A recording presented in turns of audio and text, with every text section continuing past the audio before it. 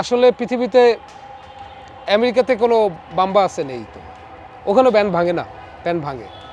Rock and roll মিউজিকে তো America ব্রিটেনই সব থেকে বড়ই। এটা আসলে একদমই পারিবারিক ব্যাপার, কিন্তু এটা কিন্তু পারিবারিক ব্যাপার, ভাই ভাইয়ের সম্পদ হয় না, অনেক কিছু হয়তো। এটা আসলে বাইরের থেকে আমরা অনেক কিছু বলতে পারি, কেন এটা হলো, কেন ওটা হলো, ওটা ভিতরে এটা সম্পর্কজাত ব্যাপার। কিন্তু 4-5 জন বন্ধু বাইরের থেকে এসে তারা এক হয়েছিল, কোনো একটা কারণে তারা আবার আলাদা হয়ে যায়। এই আলাদা হওয়াটা অনিবার্য, কারণ তাদের এটা সবাই ভাবে যে এটা ব্যান্ড ভেঙে গেছে, কেউ বুঝেন এটা বন্ধুত্ব ভেঙে গেছে। সো বন্ধুত্ব ভাঙার যখন দুইজন মানুষের বন্ধুত্ব ভেঙে যায়, সেখানে তো আরেকটা সংগঠন এসে ওটাকে আসলে নাক গলাতে পারে না, আমার পার্সোনালি যা মনে হয়।